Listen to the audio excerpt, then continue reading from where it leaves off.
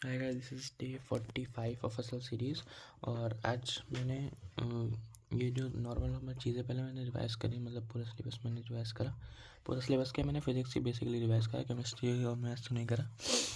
तो और आज मुझे कंपटीशन का यूटीएस देना था। सब लोग, बहुत लोग कह रहे थे टेलीग्राम पे देने के लिए, और मेरे सर ने भी टेस्ट सीरीज ले ली थी।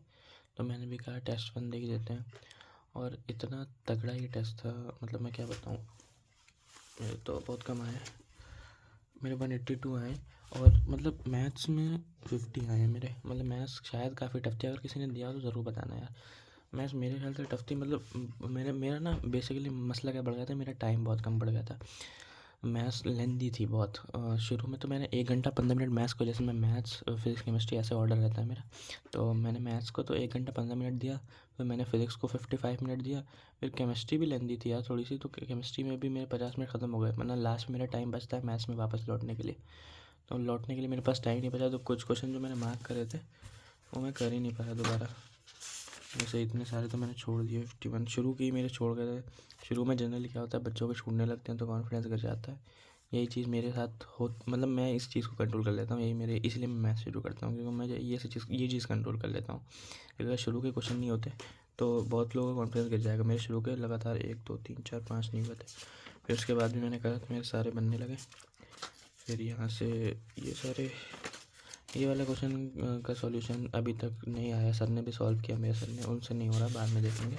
और एक एक क्वेश्चन कौन सा था, एक ये वाला, अरे साइन वाला था यार एक। अगर किसी ने करा हो तो उसे पता होगा यार, ये वाला अगर हो जाए तो किसी को बता देना सॉल्यूशन। वैसे मैंने देखा नहीं है अभी सॉल्यूशन इसका। मैं मार्क्स दिखा देता हूँ सब्जेक्ट वाइज। मेरे तो 182 आए टोटल। मैथ्स में 50 आए। केमिस्ट्री में रॉन्ग 6 हो गए, सर नहीं करा ये सब।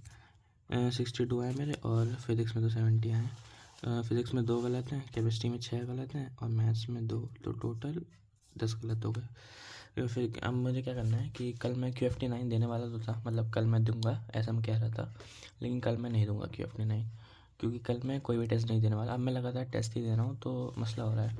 मतलब अब क्या मसला है कि अब मुझे पूरा सिलेबस रिवाइज़ करना है, बहुत ज़्यादा हो गया। तो या कल या परसों नहीं दूंगा मैं टेस्ट। कल अब मैं 2 दिन या एक या 2 दिन में पूरा सिलेबस रिवाइज़ करूँगा अब सही से, जहाँ जहाँ मुझे कमियाँ लग रही हैं, क्योंकि बहुत टेस्ट दे लिया। अब मैंने सारे टेस्ट की मिस्टेक्स एक साथ उठा के फिर सारे टॉपिक्स रिवाइज़ करूँगा। तो कल मैं कुछ नहीं दे रहा। तो मेरे 182 आए, जो हमारी कोचिंग में थी। हमारे बैच में 3 ही बच्चे हैं जिनका जेईई मेंस क्लियर हो गया था लास्ट ईयर, और उन्होंने जेईई एडवांस दिया था। तीनों का जेईई एडवांस भी क्लियर हो गया था। मैं और 2 और बच्चे हैं, लेकिन तीनों ने ड्रॉप ले लिया। मेरी 8000 आई थी रैंक, और एक की 12000 आई थी, और एक की शायद AWS में 5000 आई थी। अगर नॉर्मल देखें तो 17-18 हज़ार होगी। तो तीनों ने ड्रॉप ले लिया। अब तीनों लोग सिर्फ एडवांस की तैयारी कर रहे हैं। तो मेरे एक बच्चे के 200 आए थे, मेरे 182 हैं, फिर एक बच्चे के 160 हैं। तो हाँ, मैं ऐसे ही, मतलब पेपर था ठीक ठाक लेवल का। तो हाँ, यही मैंने रफ वर्क किया। अब क्या बताऊँ उसमें रफ वर्क। सर ने ये 2-3 क्वेश्चन भी सॉल्व करके बताए हैं, जो नहीं हो रहा था मुझसे, गलत कहाँ कहाँ मैंने गलती की थी। तो ठीक है, पेपर अच्छा था। मतलब मैथ्स के जो कॉन्सेप्ट लगाए थे ना, वो बहुत प्यारे प्यारे कॉन्सेप्ट थे। मतलब 1-2 क्वेश्चन वैसे थे जो मतलब बिल्कुल हवा में नहीं लगी, लेकिन एक मतलब अच्छा था कॉन्सेप्ट यार। एक एलन वाला सवाल था, एलन का समीशन निकालना, Ln 1 - 1/n² का। मतलब पेपर अच्छा था ऑब्वियसली, बहुत कुछ सीखने को मिला मुझे। तो बस अब आज क्या करते हैं, अब हम कल जो करेंगे ना, हम पूरा सिलेबस रिवाइज करेंगे। मतलब पूरा सिलेबस, मतलब हाँ, 1 या 2 दिन हम लोग पूरा। और यार 20 की एक वीडियो आई है, 7 चैप्टर्स पर डे।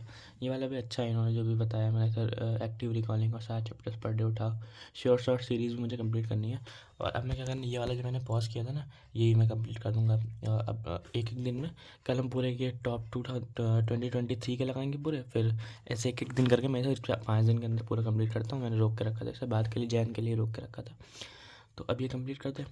और कुछ लोग पूछ रहे थे यार, बार बार यही सवाल आ रहा है 5-6 वीडियोस से कि मैथ्स कैसे करते हो तुम।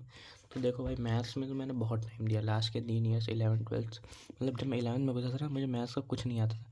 मतलब कुछ नहीं से मतलब मेरे बेसिक बहुत ही हिले हुए थे। मतलब मुझे ये भी नहीं पता था कि मैं 1 एक प्राइम नंबर है या नहीं, 1 एक प्राइम नंबर नहीं, ये भी नहीं पता था मुझे। मतलब क्लास में सब लोग हंसते थे ऐसे।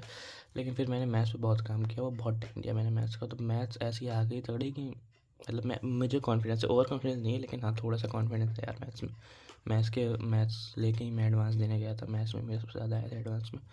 तो मैथ्स तो देखो टाइम लगता है, और अभी लास्ट के 5 दिनों में तुम वो बेसिक चैप्टर्स कर सकते हो जिससे एक सवाल आना ही आना है। जैसे शॉर्टेज डिस्टेंस एक टॉपिक जिससे एक सवाल आता है, बाइनोमियल एक्सपेंशन से एक सवाल, जनरल टर्म से एक सवाल पूछ लेता है। ये सब टॉपिक छोटे छोटे कर लो लास्ट के दिनों में, जिससे सवाल तुम्हारा पक्का हो जाए। वरना लास्ट के दिनों में मैथ्स का तो कुछ नहीं हो सकता, मैथ्स टाइम मांगता है बहुत ज़्यादा। तो बार बार मत पूछा करो यार, मैं रिप्लाई नहीं कर पाता तो फिर बुरा भी लगता है कि रिप्लाई नहीं कर पाता। तो मैथ्स तो फिर ठीक है, अब मैथ्स में यही करता हूँ मैं, और वीडियो भी लंबी हो गई है, तो दैट्स इट। और कोई सवाल होगा तो कमेंट कर देना यार, मैं बता दूंगा धीरे धीरे करके वीडियोज़ में, क्योंकि बहुत ज़्यादा सवाल आ रहे हैं, मैं सबका रिप्लाई नहीं दे पा रहा। मैं यूट्यूब स्टूडियो खोल देता हूँ, जिनका मतलब मैं दे पाता हूँ मैक्सिमम का तो कर देता हूँ, लेकिन कभी कभार नहीं कर पाता। तो सवाल मैं लिख के रख लूँगा, धीरे धीरे मैं जवाब देता रहूँगा। तो या that's it for day 45, come back for day 46, bye bye.